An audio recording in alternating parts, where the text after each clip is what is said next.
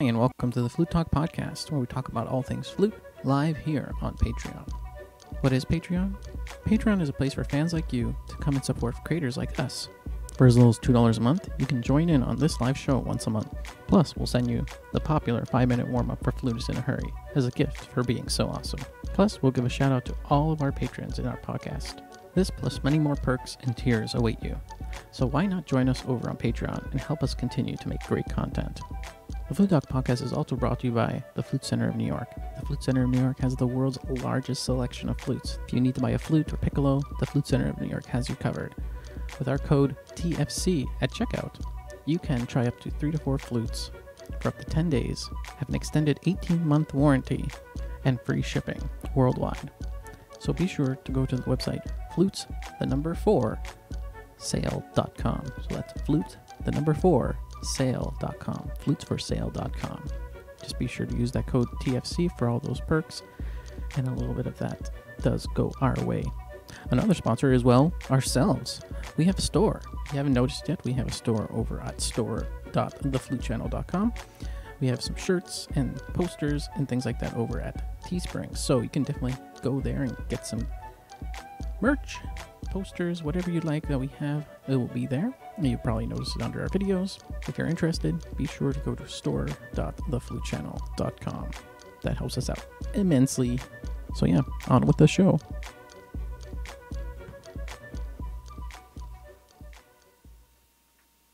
Hi everybody, how's it going? This is Welcome to Flute Talk Podcast. I'm Nick. And I'm Emily. How's it going, Emily? Very good, how are you? Good, things are good.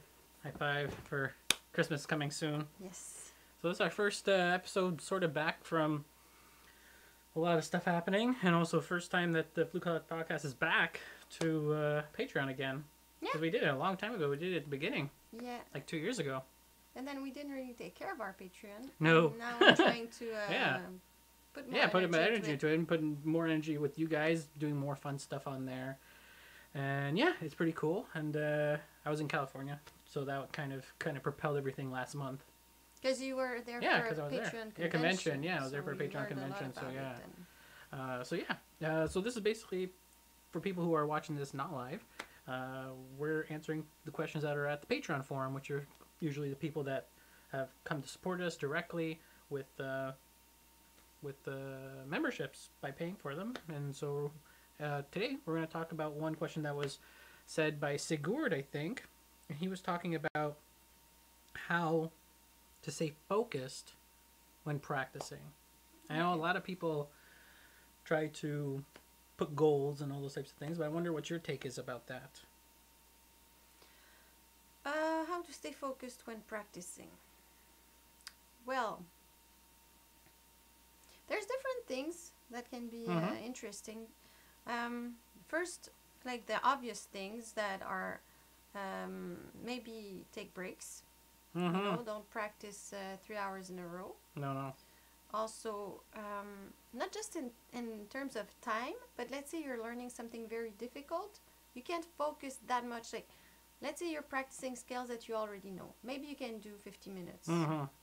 But if you're learning something very difficult with a lot of accidentals and it's maybe 15 minutes will be enough before you need a break. Yeah.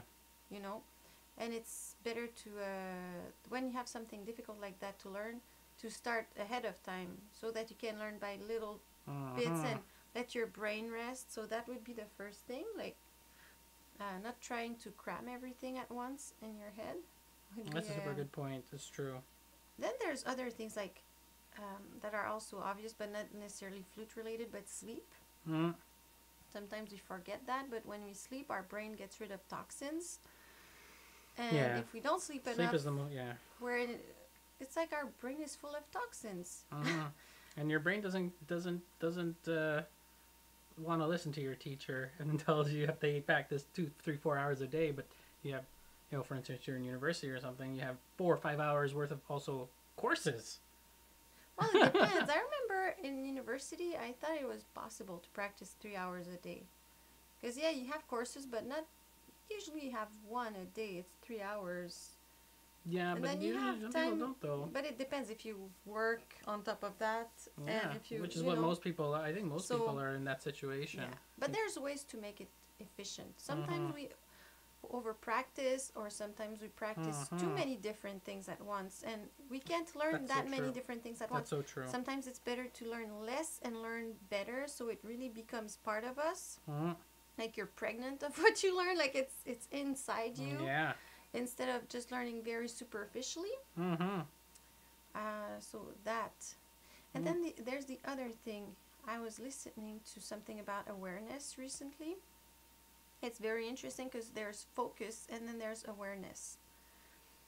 Sometimes we focus on one thing, which is good. Let's say you focus on your sound, or you focus on your finger technique. Exactly. Whatever. You're very focused on that, but then something else might be a problem that you won't even notice because you're focused on that one thing. As awareness is different, because you don't focus on something specific, but you try to have a, instead of a fine comb, you have a comb that's a bit wider, but you might, or maybe a better analogy would be like vision, range of vision, If you're really focused, maybe you're looking inside a straw, or you're looking inside a little hole. But if you're aware, you're looking maybe 180 degrees. Yeah, totally. So when you practice, sometimes you want to practice focused, which is that, really focusing on one thing and just looking at that. And sometimes you want to be aware, to be more wide in your awareness, so you can catch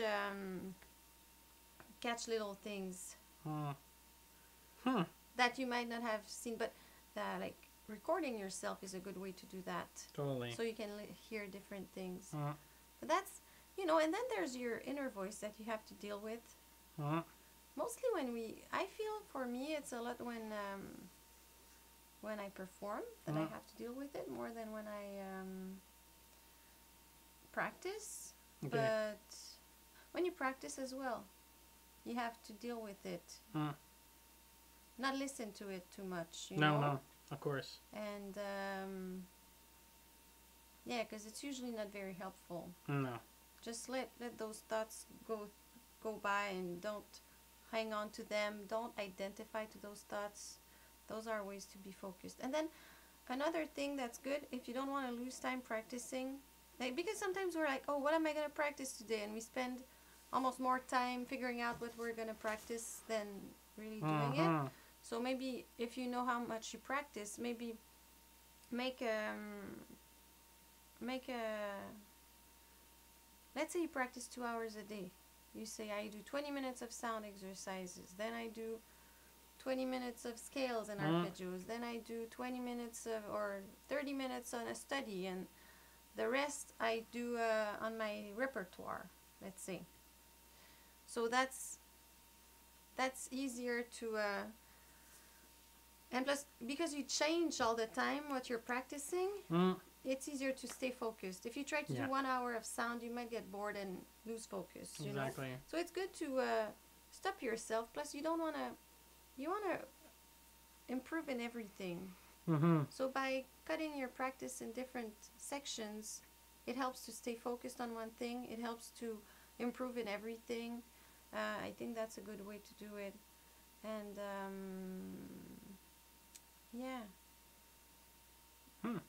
that I had another idea, but Sigurd is the guy who actually is asking the question. They're watching live, so that's kind of cool. Great. That's the benefit about this, is we're starting it back up. So glad that you just have us basically here, so you can ask us a couple more questions if you want to, not just that topic. But that topic is something I definitely hear about a lot on the YouTube comments, for sure, about focus and how, and also on Instagram too. A lot of people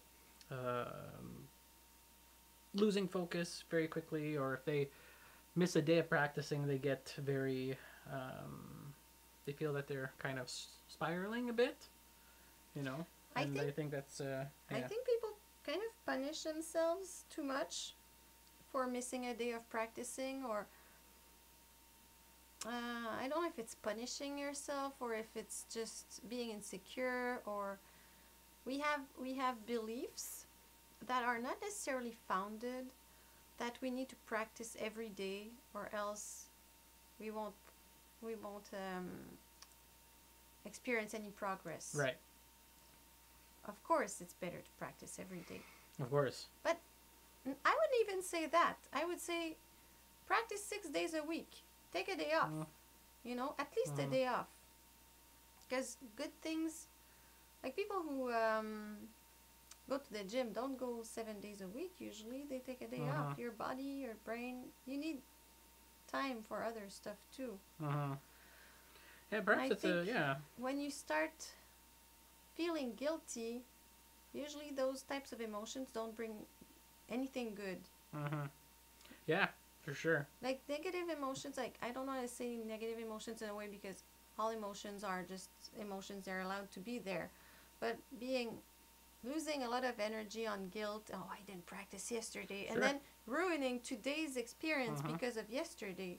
Well, yesterday was yesterday. Today you're there with your flute. Feel proud and grateful, and just get the best out of it, you know, and let that voice go. Don't identify to that voice. It's not you. It's just a program we have in our head. It's not really who we are. Yeah. It's a survival program that's very it's oriented towards survival. It's not oriented towards accomplishing yourself or being happy. It's a program that's about being scared so that you can survive in nature. It's not useful when you're learning an instrument to listen to it too much. Yeah. I would add to that, and I think you sort of said something about it already, was just self-care. Taking self-care first above anything you do, even if that's your job, whatever. Like, if you don't have self-care, the other part doesn't work as well, or you're not going to be as happy as you could be, you know? So that would be one thing for sure that a lot of people neglect, is that self-care first. Because we tend to think maybe that it's all about willpower. But if your brain is full of toxins because you didn't sleep enough, you can have all the willpower you want. Like, you won't. Sure. You need to have a minimum of health, I guess. You know what I mean? Yeah, I know. Yeah. And another thing would be probably just maybe losing the competition part of it a little bit, and just be like more creative, goal oriented, like more creative, like more you know, you're doing this piece because this is something that you really want to share with people, not, oh, I need to learn this piece because I have to learn it because it's part of anything else, you know. Yeah, but even competition, you can see it in different ways, you know. It's all about the angle, I feel, because competition can be a very productive thing, and it can be a very destructive thing, but it all depends on how you see it. I'm not even saying how I see it, how it affects me, but how I see others are against each other. But there are many ways. I agree, I've but talked I feel a lot about that book recently, the Inner Game of Tennis, and he talks about competition a little bit in the book. Yeah, he talks about he had a part of his life where he thought competition is horrible. We should just work together, be cooperative, and all that stuff. And then he realized competition, in a way, it's a very respectful thing when it's done properly, because the person who's competing against you is pushing you to get to become the best version of yourself. Sure.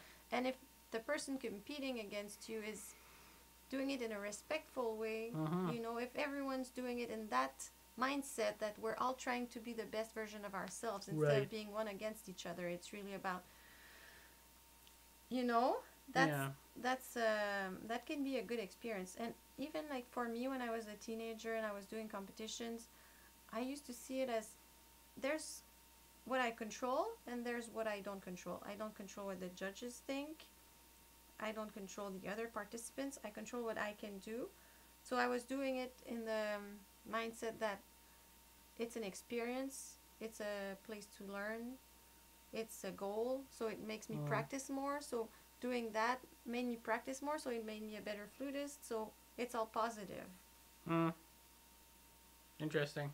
Because if you focus on the other players, well, you don't have control over them. If you focus on the judge, you don't know what the judge is thinking. That's a loss of energy. Yeah, but perhaps even we can go even further beyond saying, are those things even worth having, or would you rather make a concert and play in the public and get other things? Well, it depends. If you're right? in high school and you're in a band and there's those things, you do them, and Oh, that's band. part of Yeah, 'cause that's growing part up, in and there, that's yeah. part. I believe in And high I school don't think it's it's very bad interesting. in itself, you know. I think it's interesting in high school and stuff like that, but I feel even after, when you're an adult, I think there's more to I don't know if play, it's I a think. goal. That's If my it's way like, of thinking about it. let's say, some people want to be part of a orchestra, Oh, but even that's for, yeah. and they have to audition. It's a type of competition. Yeah, but I mean the actual, competition in its purest form, not the Yeah. like, those types of things. But I think Because orchestra is it's- another type of way to look at things. Like that's a whole entire other Well, aspect it's a of big competition. You have to audition. it is, yeah, That's, yeah. But it's a totally, yeah. But I mean, like it's a very, it's more private. There's not the crowd. There's only there's a person behind a wall. But it's a bit, still competition. It's the same thing. yeah. I would say there's other elements too, like you were saying, another way to look at them. That's all. Yeah. I feel that there's a lot of other things that are like that. But anyways, Sigurd also has other questions, which is great. He has a question, and is there any other musical training you would recommend alongside with learning how to play the flute? And what is the amount of time you should allocate in it? By other music training, I mean things like ear training, music theory, etc. Anything outside of picking up your instrument. Maybe learning piano a little bit, and then there's like ear training, obviously, and theory. Ear training theory, like basic Yeah. theory at least, so you know how keys work, in which key you're playing, Yeah, stuff like I feel that. that can take you a long way. Just learning that And can bring you very far. I've had students that they were able to know which key they were playing in. They were able to know hear that there was a cadence. That's important, because then they were able to see that that's the phrase, where the phrase starts and ends, and then they were able to hear when a note was part of the chord or not, because if it's not, then it's an appoggiatura, and then you need to music, it's a lot about tension and release. So if you have an appoggiatura, that's the tension, and then you want to hear the release, and all those little things that help you be more expressive when you play, by knowing the theory of it, you know. And yeah, theory, like there's good books you can find and just follow through. I'd invest at least an hour every other day for a while on those types of things. Like gradually learn it, because maybe you've got other things to do. Maybe you're not in school, you're learning on your own, so don't make it too intense on yourself. Right? Even an hour a week, you can go a long way, because totally. you don't need that much. Because there's like theory and ear training. Maybe even less, because ear training's like exercise by exercise. And if you're an instrumentalist, the most important would be rhythm. Learning how to read rhythms, because you want to be able to, when you sight read, to play with others. Would you put those two things together, like ear training and rhythm? Well, it's just in ear training, usually you have the rhythmic part, and then you have the melodic part. Okay. For my students, I put more energy when they want to just play. I put more energy in the rhythmic part, because maybe they don't care about singing in tune that much. Sure. But they want to be able to. They want to be able to sight read and play with others and keep the beat, keep the pulse and all those things.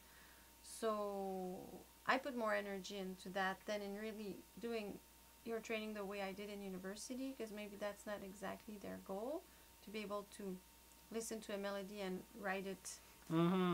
You know? Yeah. It all depends what the person wants out of their experience. But totally. Being able to read rhythms and keeping the pulse and referring to the pulse is super important. Totally. And then basic things, knowing your order of sharps and flats, and how to find a key, and then minor keys, the relative minors. basic chords. Yeah, those are a lot of basic stuff that I think And there's when a lot you of know good that, books you about can that. go pretty Oh, it far. goes super far. There's, yeah. Yeah. I don't even see the real difference between the next level above that. Like when I meet with like, it's just like. Did I become a better musician?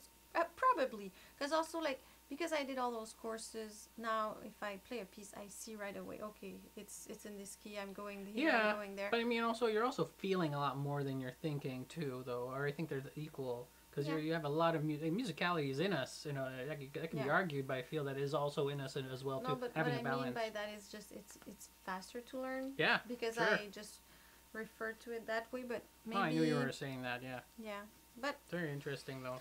But yeah, there's a couple books like Berkeley Makes Methods. There's also some online courses on Coursera. Yeah, Coursera has a couple. They have a couple of music theory.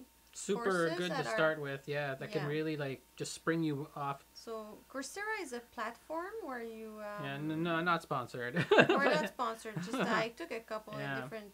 It's good to take some, yeah, totally. They have a couple in music theory. Yeah. And you can pay and get a little certification, or you just do it without paying, and you can still listen to all the videos and everything. Yeah. It's interesting. Yeah, and it's good to once you go through those courses, maybe to reinforce yourself throughout your life. Is I always looked at piano, the piano pieces, the piano part of a flute sonata or something that I was playing, and I would mark down the chord progression, or where there's things going on. But that's a bit more advanced. That's what I mean. Like later on in life, I think that's something that. Because if you're learning on your own, that goes with when you're in university, you do analysis and harmony. That goes with that. That's a bit more advanced than basic theory. Yeah. Yeah. But I think most people can know like 1-4-5, like like 1-4-5-1, and like different types of things like that. But anyways, I mean, because we get a lot of people who are really learning more. We have more people learning alone than going to school. So we have to. I think it's. I think it is possible to take those types of books and then eventually go even further a little bit. But I'll tell you, because I have a lot of students that are in that situation. Sure, right. I don't think they want to... I don't think they will get that much out of it to spend that much time invested in that. I don't think it's going to improve their playing as much as other stuff that they could do. Right. So They could be just playing more. Yeah, and usually what I do is I take the piece and I explain it in the piece. Makes sense. I say, see here, you have this chord, and this note doesn't belong there, but then the next note does. Right. So you want to emphasize, and I show it to them in the piece. Yeah. And they understand it, and then I can hear it in other pieces, and they're like, they hear it, and they play it that way. Yeah, super interesting. I'm happy I did those courses, but if you play for fun and I don't know how far you have to get in that. But I think your idea of basic piano, just... Because piano is visual, so you can see the half steps and the whole steps. Different parts of the brain are being built. Well, it's mainly because it's visual, so it's easier to see intervals and everything. Because on a flute, it's more difficult to visualize an interval. And it's half, and our fingers are doing half sequential, half non-sequential, and our fingers going up. Because then we do forks. We have forks on our instrument. There are no forks on a piano. Yeah, it's visual. It's just you follow the... Exactly. Yeah. So for theory, piano is the best instrument, Totally. Even if you just have a tiny keyboard and you know where the C is, and you can use it just for... You don't need to be able to really play it. Just use it for understanding how music is built, how I would get a scales are always built the same way. Yeah. Tone, semitone, tone, semitone, let's say, for a major scale. And then, I would even get a little MIDI keyboard. I wouldn't draw a keyboard. I would literally get a little a little Korg, Korg has one little tiny one that's 1 or 2 octaves, and you're good as gold. If it's just for that, if it's just for that, you can hear right away. It's a good tool if you are interested in music theory. Yeah. Play with others too helps too, and also play with others that are learning alongside you, or maybe a little bit better, and then they can, teach you and help you too, which is always fun to do. And playing chamber music. But I feel that rhythm, and when we did the festival last summer, I felt a lot of people who are amateur musicians, they were saying rhythm was a big rhythm was thing. It was a big topic. And I think when you get better at rhythm, it's one of the things that will get you the most pleasure out of playing. more than doing harmony and knowing that you're on 1 or 4 or 5, because I'm sure even us, we don't always know on which chord we are when we play. Yeah. And you know, so investing time in rhythm, I think, is a very good, always referring to the pulse, those types of things. That's it, you know. It's a very interesting thing for sure. So yeah, Sigurd, if you have another question, we'll have, I think we have another 5 minutes in the podcast, 6 more minutes, and then we will be signing off. Usually we're trying to stick with the podcast being a solid half hour all the time until we get closer and closer to our goal of 100 more people on Patreon, which is awesome. And then we'll have 2 shows of a half hour each. I do like doing this one because it's way less informal. It's even more informal than just practicing. It's more informal. More informal, yeah. Okay. It's even more informal than just practicing. Although just practicing is pretty informal. But like this one's just about like, you know. And we just finished all the Vivaldi's. That's cool too. Yeah. And then now we're going to record them.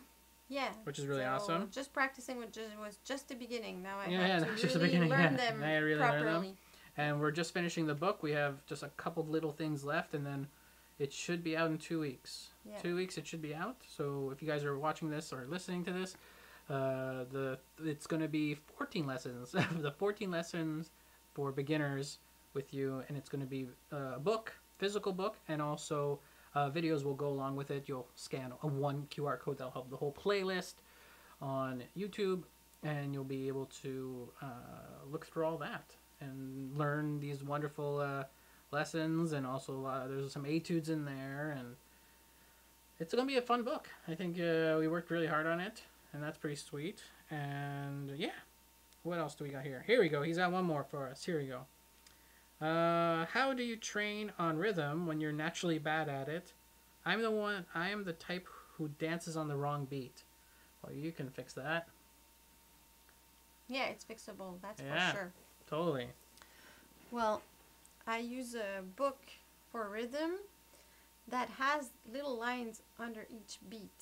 So let's say you have... I don't think we're allowed to show it. No, probably not. No, we'll probably get copyright on the screen. But whatever. Anyways, yeah. It's going to be in the book, though. You could, it's in some I of the use the rhythms, same system in the book. I put little lines under... Right, yeah.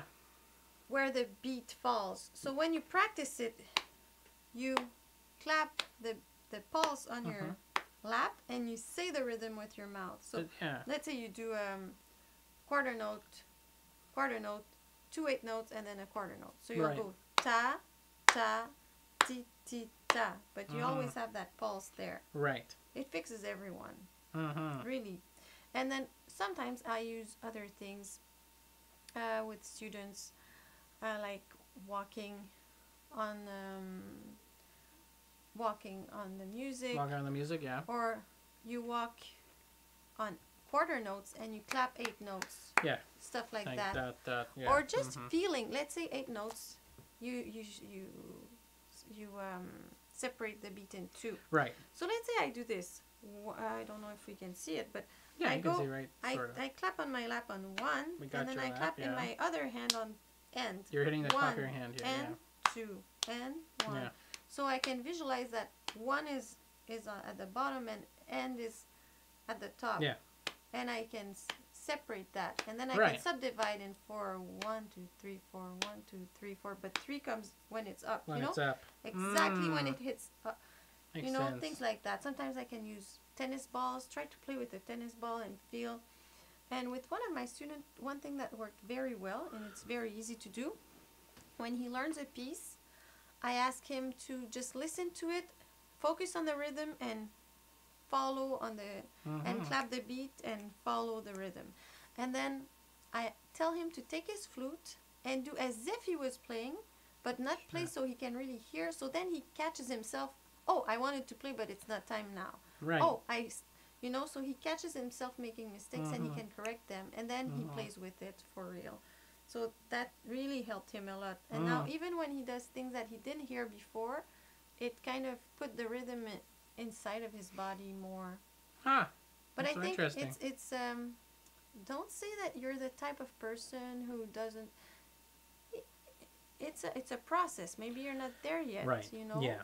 Because if we tell ourselves, that we can't do something, it becomes very often a self-fulfilled prophecy. You know, oh, I can't do this, and then you program yourself so in not being able to do it, and then the way you're working, a part of your energy, of your mental energy, is going towards believing that you can't do it. If half your mental energy is not on the task but on I can't do this, you know, right? I think yeah, maybe rhythm is still a challenge for you, but there's ways to there's ways, definitely. For sure. I think I want to make a series about rhythm, because a lot of people talk about that. Maybe we should make a podcast series or something, and then people can listen to it while they're walking. That you know, they can even do it like repeat after me, and then you do the same thing, and then I do that with when I teach kids. That's an idea. I do a lot of but it would be easier with the visual. But also oral could help too. If you do more like ta-ta, ti-ti, or whatever. Or clapping. But I mean, if you, what I do with kids is I use different parts of my body. Right. And then let's say I do. So they do the same, and then I do more complicated, and then I start doing cannons with them. So I do one, and while they repeat, I do another one, so they have to stay focused. So, yeah, that's it's not just for kids; it's for everyone. It's for everyone. Really, we're all the same. You know, we all learn the same ways. Exactly. And what works well with kids works very well with adults. With everyone, yeah, pretty much.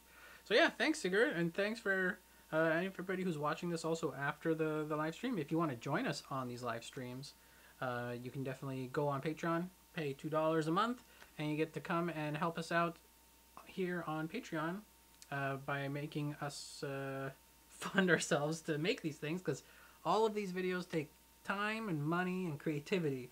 All that takes, and all of them take energy to do, and even on your side. So be sure to go and check out our Patreon, patreon.com/theflutechannel. And also thanks to everybody down. We have a little thing at the bottom here that tells all the people's names who have participated and helped us on Patreon. We're really grateful for your patronage and your membership, and we really appreciate it.